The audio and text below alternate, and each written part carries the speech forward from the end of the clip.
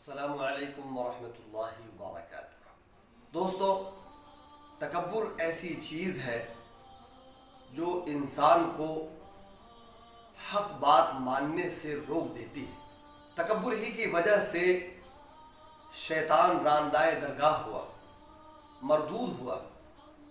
تکبر عزازیل را خار کرد، بزندان لعنت گرفتار کرد۔ کہ تکبر نے عزازیل کو، جو کہ فرشتوں کا سردار تھا، ذلیل و خوار کر دیا اور لعنت کا طوق اس کے گلے میں ڈال دیا۔ تکبر ایک ایسی چیز ہے جو انسان کو ہلاک و برباد کر دیتی ہے۔ تکبر انسان کے لیے زیبا ہے ہی نہیں، انسان کے لیے مناسب نہیں ہے۔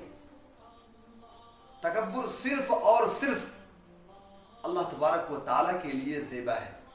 بڑائی صرف اور صرف اللہ تبارک و تعالیٰ کے لیے زیبا ہے۔ جو انسان تکبر اختیار کرتا ہے وہ اللہ تبارک و تعالیٰ کو اعلان جنگ کرتا ہے۔ اس لیے انسان کو عاجزی اختیار کرنی چاہیے، مسکرت اختیار کرنی چاہیے، تواضع اختیار کرنا چاہیے۔ جو انسان تواضع اختیار کرتا ہے، عاجزی اختیار کرتا ہے، مسکرت اختیار کرتا ہے، اللہ رب العزت اس کو بلندی عطا فرماتا ہے، اس کو مقام اور مرتبہ عطا فرماتا ہے، اس کو رفعت عطا فرماتا ہے۔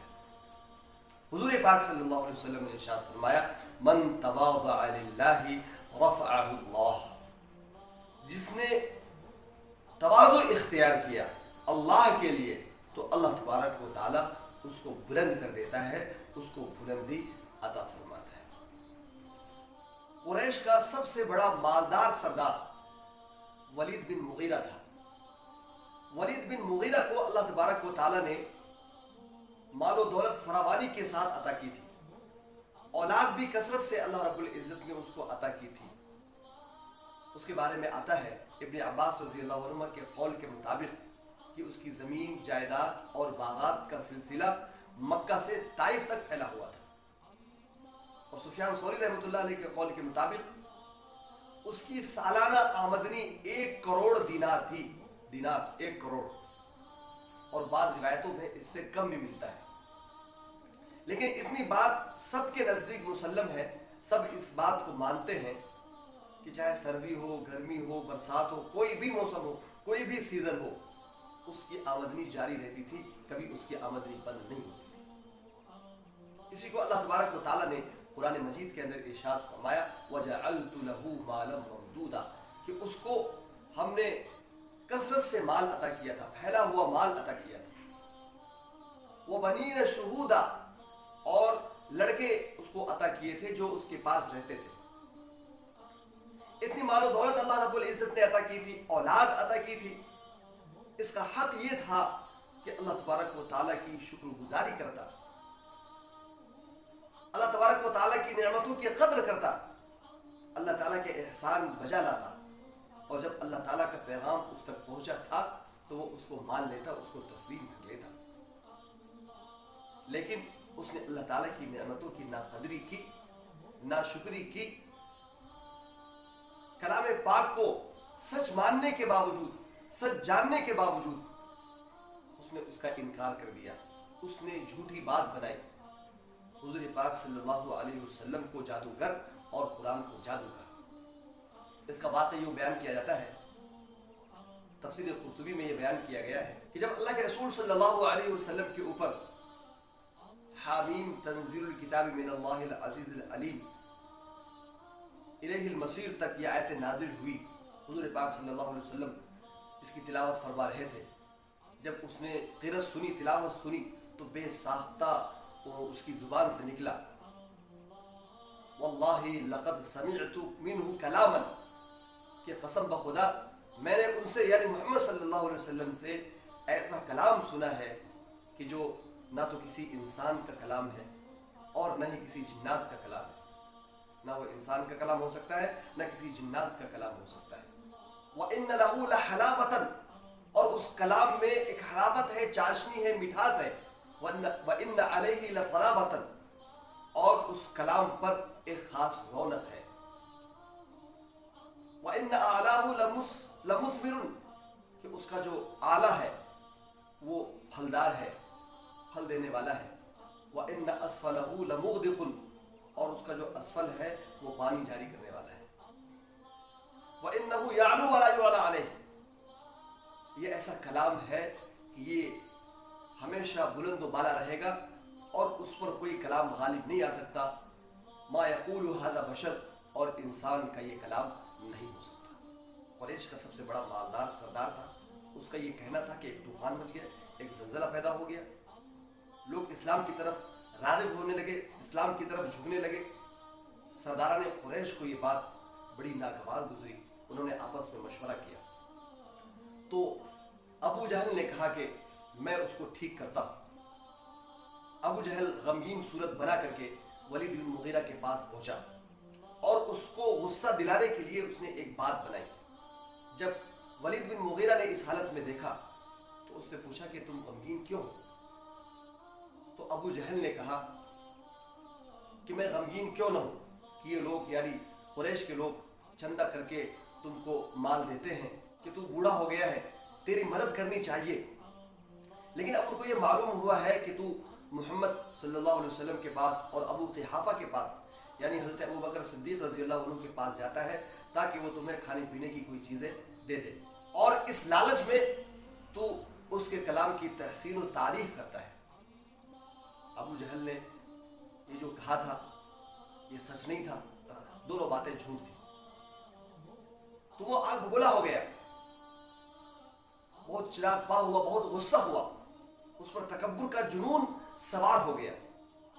تو اس نے کہا کہ کیا میں محمد صلی اللہ علیہ وسلم اور ان کے ساتھیوں کے ٹکڑوں کا محتاج ہوں؟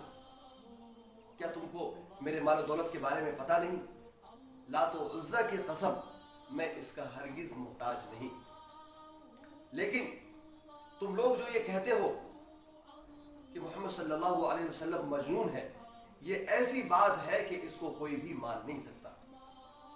کیا تم نے کبھی اس کو کوئی ایسا کام کرتے ہوئے دیکھا ہے جو جنون والا کام ہو؟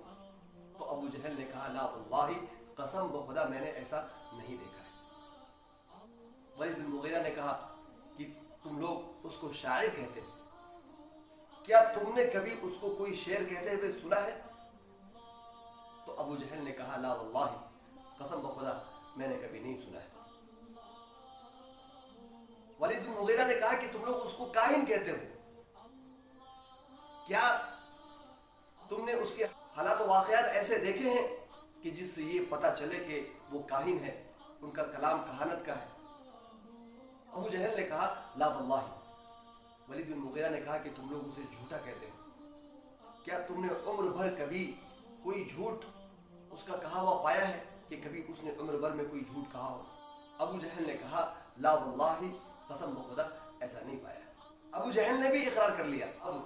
ابو جہل اپنی باتوں سے، اپنے الزامات سے دستبردار ہو گیا، اور آخر کار اس نے دل میں یہ سوچا کیسے لوگوں کو اسلام سے روکا جائے، تو اس نے ولید بن مغیرہ سے ہی مشورہ کیا اور اسی سے پوچھا کہ تم ہی بتاؤ کہ پھر لوگوں کو کیسے اسلام سے روکا جائے۔ جب ابو جہل نے اس سے پوچھا کہ تم ہی تجویز بتاؤ، تم ہی بتاؤ کہ کیسے لوگوں کو اسلام سے روکا جائے، تو اس نے کچھ سوچا اپنے دل میں، اس کے بعد اس نے نظر اٹھائی، منہ بنایا، خوب منہ بنایا، اور خوب منہ بنانے کے بعد یہ بات کہی کہ محمد صلی اللہ علیہ وسلم کو مجنون، شاعر، کاہن، کذاب تو نہیں کہا جا سکتا، ہاں ساحر کہا جا سکتا ہے، اس لیے کہ یہ ایسی بات ہے جو چل پڑے گی۔ وہ یہ جانتا تھا کہ حضور پاک صلی اللہ علیہ وسلم ساحر نہیں ہے، جادوگر نہیں ہے، لیکن پھر بھی اس نے اپنی طرف سے یہ بات جو ہے تجویز کی، اپنی طرف سے یہ بات بنائی۔ اس کے کہنے کا مقصد یہ تھا کہ جس طرح سے جادو سے لوگوں میں تفریق ہو جاتی ہے، نعوذ باللہ ثم نعوذ باللہ، اسی طرح سے حضور پاک صلی اللہ علیہ وسلم کے کلام سے جو ہے لوگوں میں تفریق ہو جاتی ہے، جو ایمان میں داخل ہو جاتا ہے وہ اپنے ماں باپ سے، خاندان سے متنفر ہو جاتا ہے، جبکہ ایسا کچھ نہیں ہے، یہ حقیقت کے خلاف ہے۔ تو اس شخص نے تکبر کا اظہار کیا اور اپنے تکبر کی وجہ سے اسلام کا انکار کر دیا، اسلام کی سچائی کا، حقانیت کا اس نے انکار کر دیا، جبکہ وہ اس کو تسلیم کر چکا تھا، اس کو مان چکا تھا، حقیقت کو پا چکا تھا، حقیقت کے پانے کے باوجود بھی اپنے غرور کی وجہ سے، اپنے تکبر کی وجہ سے اس نے جو ہے اس کا انکار کر دیا جاننے بوجھنے کے باوجود۔ تو تکبر ایسی چیز ہے جو حق سے مانع ہوتی ہے، جو حق سے رکاوٹ ہوتی ہے۔ جس انسان کے اندر تکبر آ جائے، غرور آ جائے، گھمنڈ آ جائے، تو پھر وہ حق کو ماننے سے بھی رک جاتا ہے، حق کو نہیں مانتا ہے۔ دوستو، ولید بن مغیرہ کافر تھا اور عرب کے دوسرے سردار کافر تھے، ان میں بہت ساری برائیاں موجود تھیں، لیکن اس کے باوجود بھی وہ ایسا جھوٹ نہیں بولنا چاہتے تھے کہ جس کی وجہ سے ان کو جھوٹا کہا جائے۔ آج مسلمانوں میں بھی جھوٹ عام ہو گیا ہے، جبکہ حضور پاک صلی اللہ علیہ وسلم نے ارشاد فرمایا المؤمن لا یکذب، کہ مومن جھوٹا نہیں ہو سکتا، مومن جھوٹ نہیں بول سکتا۔ اس لیے جھوٹ سے پرہیز کرنا چاہیے، جھوٹ مومن کی شان نہیں ہے۔ اللہ تبارک و تعالیٰ سے دعا کریں کہ اللہ تبارک و تعالیٰ انہیں چند